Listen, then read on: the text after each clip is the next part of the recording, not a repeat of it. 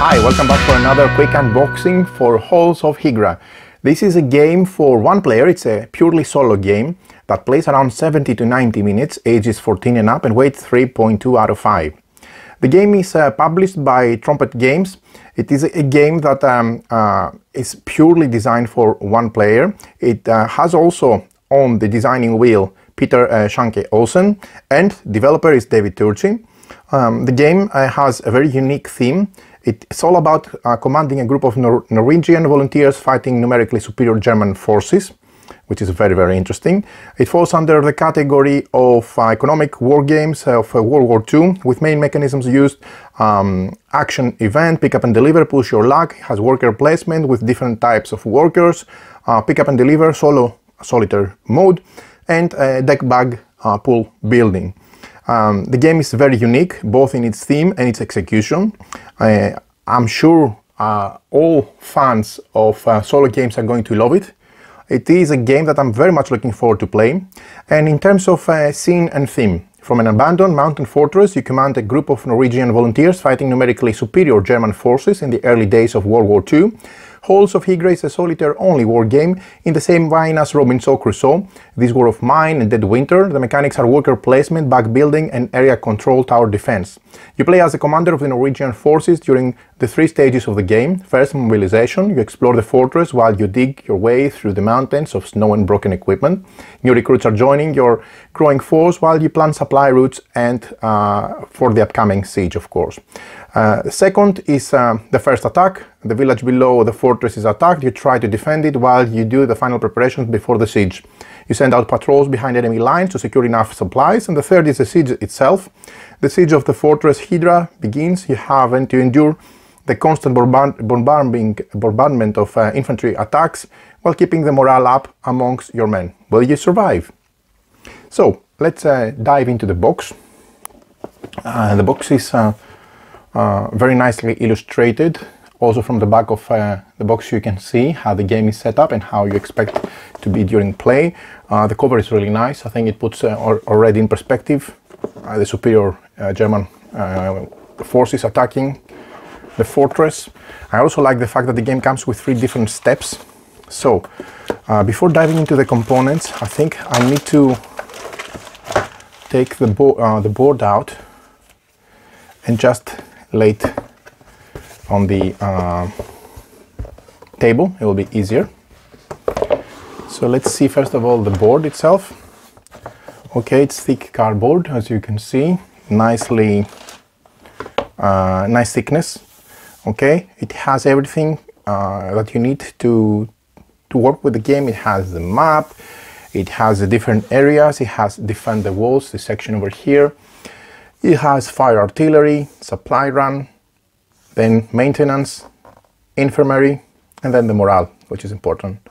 I like the details, and it looks quite busy, so there's a lot to be mastered, of course, but I don't think it's a difficult game to understand and get on the table. It's more a difficult game to master, and this really makes it even more interesting in my opinion.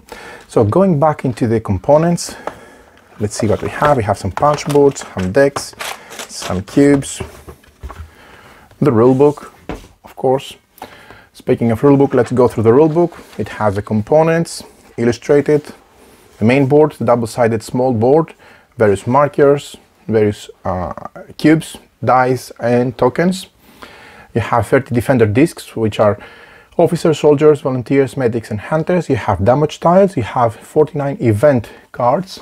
These look like they have very nice illustration, more on that in a sec. 22 morale cards and some additional despair and hope cards. Here how you set up the game, explained with numerics and examples. The overview. The game is divided in 3 stages: the mobilization, day 1 to 3, the first attack, day 4 to 6, and the siege, day 7 to 11. This makes it very, very unique on its own because it has different acts which play differently. It has the gameplay, and each of the 3 stages are split in 11 days, and each day is divided in 3 phases: the event phase, the morning phase, and the day phase. So everything is explained in detail. First of all, the event phase. Then we move to the day phase. morning phase, I should say. Yep. Events explained. Then we move to the morning phase, and then to the morning phase, and then to the day phase, which is the third. There seems to be examples, details, explanation of everything, illustrations. So all the different sections of the board, 5, 6 are explained. Looks like a very well thought rulebook. Need to read it to make sure that it really delivers what it's supposed to, but from one first glance it really seems to be on the spot. Some other rules, some adjusting the difficulty, making harder or easier, which are always welcomed, and some advanced event cards. Last but not least, we have some story behind it, which I'm really much looking forward to dig into, because I have no information about the historical background of this battle, and something I immediately captivated me when I found out about this heroic stand of the Norwegian forces. So very much looking forward to find out more. And here's a player aid at the back of the rulebook. Right, so going back into the components, we have 30 defender discs. These are really nice because they have different colors, but also they have different printed symbols on them for the different type of, for example, this one with the bullets are the soldiers. This one with the fork are the volunteers. You have medics and an officer. Medics and an officer, and also I see 3 hunters, for example, here. Right. Then we have marker cubes, which come in 2 colors, red and yellow. We also have the German artillery pieces, which are really nice. They look like artillery pieces that they're going to be bombarding, so very, very nice. Then we have the German infantry meeples. So these are these soldiers here, representing German infantry, nice and chunky meeples. We have various velvet qualitative bags, the recruit bag, the hit bag, and the patrol bag. Nice cloth, good quality and size, I should say also. Right, then we have the dice. We have 5 6-sided dice. Nice dice, okay, good size. We have the additional double-sided small board. The first attack from this side, and the second attack should be the mobilization. Actually, it's from this side. Okay, so first attack this side, and mobilization here. Okay, again, this is made out of board. Really looks like the desk of an officer planning the siege defense and the operations.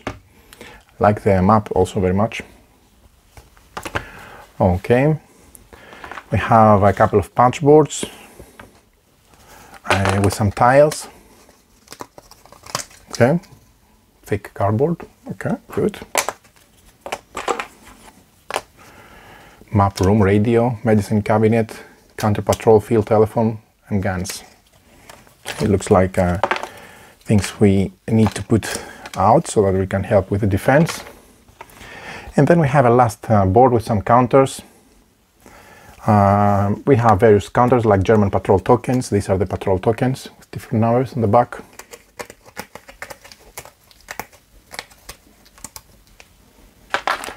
We have various other tokens, delivery tokens. Which I assume, if I'm not mistaken, these are the part of the supplies. Okay, and then we have air tiles,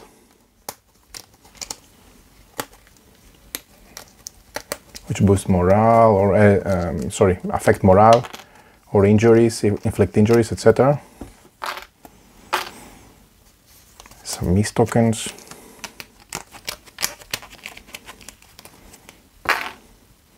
And then some status tokens. These are status tokens, the ones with an X.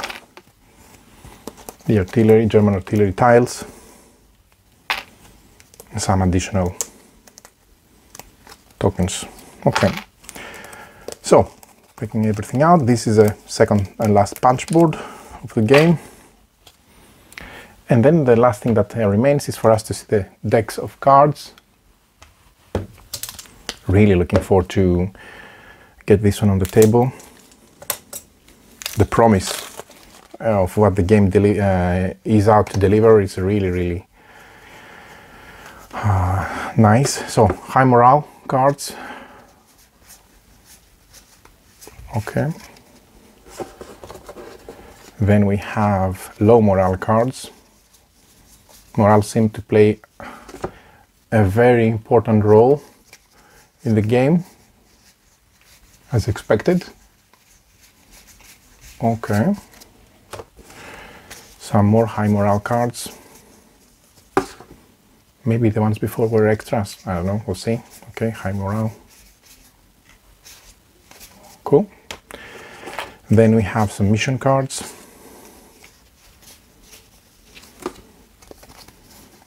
For various missions. We have Last Stand cards. Look at the art on these. Look very realistic. Okay. We have Siege 2 cards. And then the second deck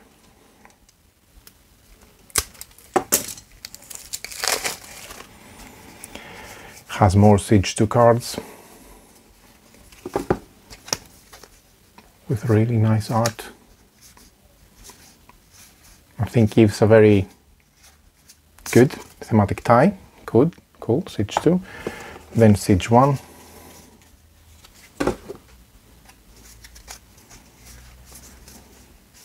All sorts of different cards for different two sieges. Okay. First attack.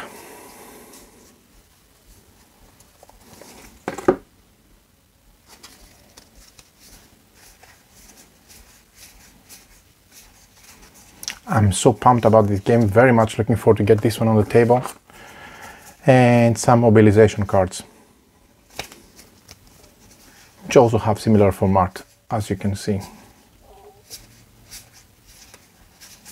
Some pretty good art on the photographs of the game. So there you have it. These are all the components of Halls of Hegra, a purely solo World War II game with vibes of Robinson Crusoe, with lots of different things to manage and try to balance in order to defend successfully the Halls of Hegra. So stay tuned for more about the game soon from our channel. Many thanks for watching.